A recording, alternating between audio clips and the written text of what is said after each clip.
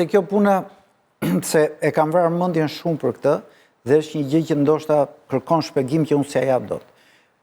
Fatkeqësisht genocidi në Gaza tregoi një gjë, që myslimanët e Shqipërisë janë një mazhorancë numerike që sillen si minorancë e tredhur në këtë vend. Sepse aq pak protestues sa edhe vende krishtere kanë pas shumë më reagim, kjo tregon që myslimanët shqiptarë kanë një problem. Dhe dyta që do vëreja unë, ajo që thotë... është fetar, dhe solidariteti i Shqipërisë, nuk është kaq fetar, është... Jo, po ka pat reagime dhe organizime vetëm religioze, ka drejtë këtë pjesa Bushati, ka pas organizime që ka qenë vetëm fondacione religioze. Po të shikosh reagimet në rjetë të muslimanëve shqiptar janë shumë radikale se sa trimëria për dalë në shesh. Pra, ka një problem që i bën të sillen si minorancë e frustruar. Se kush është ai problem, do të diskutojmë një herë tjetër. Dhe dyta që do thosha, dhe dyta që do thosha, nuk është vetëm mos respektimi i qeverisë ndaj një sensibiliteti fetar të vendit vet, por është dhe mos respektimi i qeverisë i traditës diplomatike shqiptare. Në 30 vitet e fundit, në çdo forum ndërkombëtar, Shqipëria ndaç PD-ja, ndaç PS-ja, ka thënë me zërin e saj të fortë jemi për zgjidhje me 2 shtete. Sa kohë keni që nuk e dëgjoni Edi Ramën, Keneset, ministrat tanë të jashtëm, të përmendin konceptin zgjidhje me 2 shtete.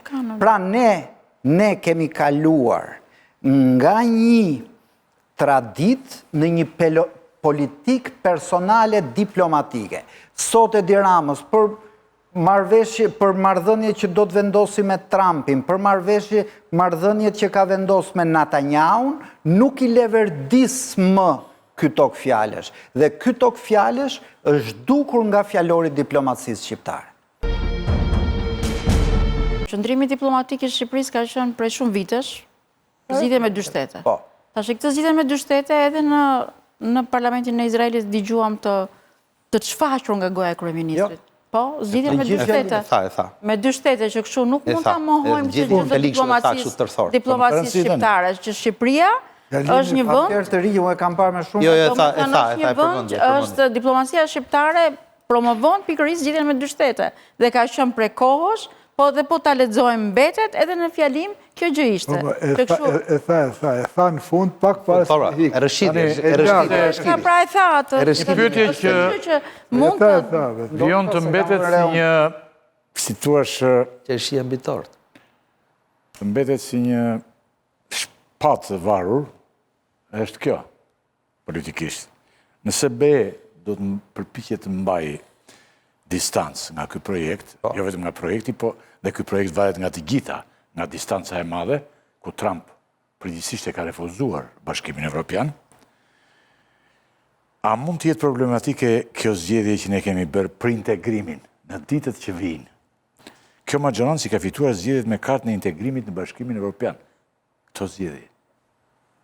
Tani, unë mendoj që kemi një fat që t'i përgjigjemi pyetjes tuaj direkt mbas takimit të dieshëm. Kishim një takim dje me grupin parlamentar të Bashkimit Evropian që vinë për politikën e jashtme dhe që bën një takim me disa... Ata thanë nxitues. A më bët pyetje për integrimin. Okej. Po më bët pyetje për integrimin. Ata thanë u nxituam, ne i dham një përgjigje. Ata thanë një qëndrim që mbajtën ata për integrimin, që integrimi si po ecën në Shqipëri, ata e shikonin me hapa pozitiv. Fakti që kemi hapur kapitujt shpejt... Për ditët që po vinë... Për ditët që po vinë, pra tani gjithë kjo gjë është për ditët që po vinë. Dhe tani jemi okej se bordi ndodhi sot. Atere, në ditët që po vinë, të gjithë neve hamondsojmë. Ditët që do vinë me fakte... Sepse unifikimi politikës jashtme, në atë të Bashkimit Evropian, është kriter themelor. Është kriter themelor, prandaj do ta presim, sepse ne kemi hapur gjithë kapitujt, dhe kapitujt e parë që mbyllen, janë ato të klasarit të themeloreve, ku është dhe politika jashtme. Që kështu, ne po punojmë për këtë gjë, tani kjo gjë është edhe kjo në vëzhgimin tuaj të medias, po që ne në qeveri dhe ne si pozit në kuvën, si forca majoritare në parlament, po punojnë për të quar këto gjërat për para.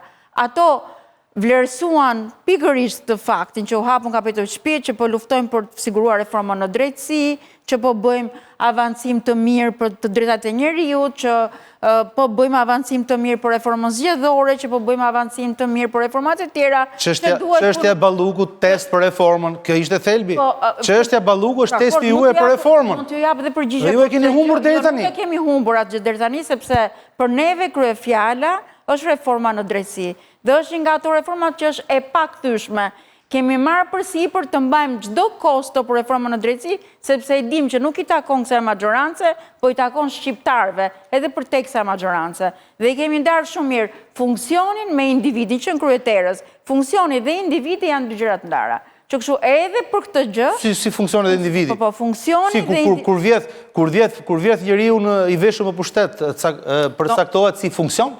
Tani duhet kesh parasysh një gjë që duhet... Më tregon një vend botë, që bëm të që boni ju. Kur vjet një ministër, ju e mbroni. Po të tregoj Shqipërinë që ka shumë raste që kur funksioni dhe individi cënohen, nuk e lejon këtë gjë, dhe kur funksioni dhe individi nuk cënohen, lejon të shkoj për para drejtësia. Dhe në Shqipëri ke plot raste të tilla që të tregojnë nuk mbrohet hajdutëria me funksion politik. Atëre gjëja e parë që ju po bëni, po mbroni hajdutërinë me funksion politik. Nuk ka si vend në Europë që ta bëjë këtë. Është që reforma në drejtësi do të na japi mundësinë që çdo pushtet që ne njohim nga kushtetuta të ketë hapësirën e vet ku të punoj, dhe hapësirën e vet ku të marrë vendime. S'po heq askush pushtetet. Ju duhet largoni individin hajdut dhe keni sa duash resurse e zëvendësoni me një tjetër.